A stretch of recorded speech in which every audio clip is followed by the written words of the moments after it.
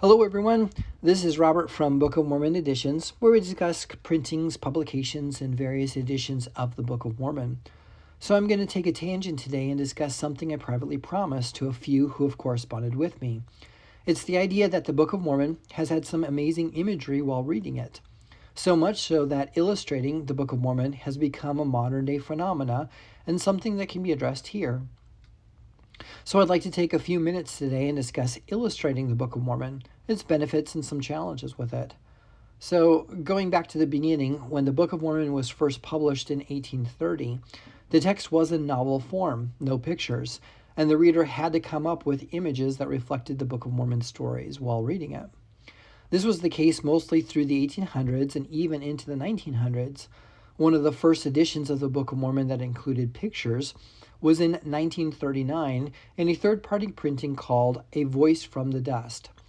In this edition, the editor included pictures originally created for the Children's Primary Association. I made a review of this edition, so feel free to look at that video for those details. The 1900s improved printing technology, and finally in 1960, the Church of Jesus Christ of Latter-day Saints issued a new edition of the Book of Mormon that became an iconic benchmark edition. This printing included pictures painted by Arnold Freiberg laced throughout the publication. These pictures were one of the first to be included in a church-sponsored printing, and the pictures became just as popular as the text itself. I also did a review on this edition, and I encourage you to see it too. These pictures were used in Sunday school settings and became a benchmark for Book of Mormon story imagery throughout the church. The benefit was that readers of the Book of Mormon finally had a solid set of images of what Book of Mormon characters could look like.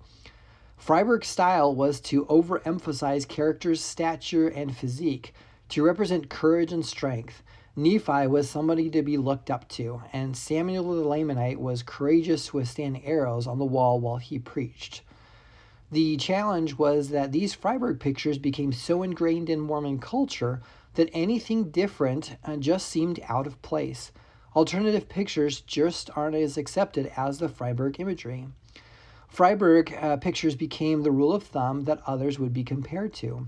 I have a friend who studied art at BYU, and he commented that one of his art teachers frankly stated that Nephi had to be drawn with a headband or an over-the-shoulder shirt, and Lehi had to be drawn as an old man with a white beard, or they wouldn't be identified as such. It became apparent when Living Scriptures produced their set of Book of Mormon cartoon series. They kept in close alignment with Freiberg imagery, and other artists have done the same.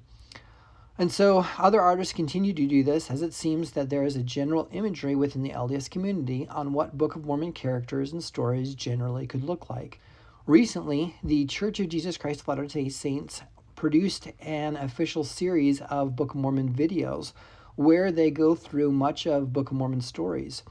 Most of the feedback has been positive, and it also seems that they have used familiar actors for some of the characters that many of us growing up have already seen before. So, like it or not, as we develop into a more multimedia society from a textual one, the images of the Book of Mormon stories will continue to influence our lives. I, for one, am okay with that, as seeing a picture is worth 1,000 words, even if there's still uncertainty on how it should really look. Thanks for watching. I plan to include illustrated editions of the Book of Mormon on some next reviews. If you have a special or unique edition of the Book of Mormon that you'd like reviewed here, please contact me at bomeditions@gmail.com. Thanks, everyone.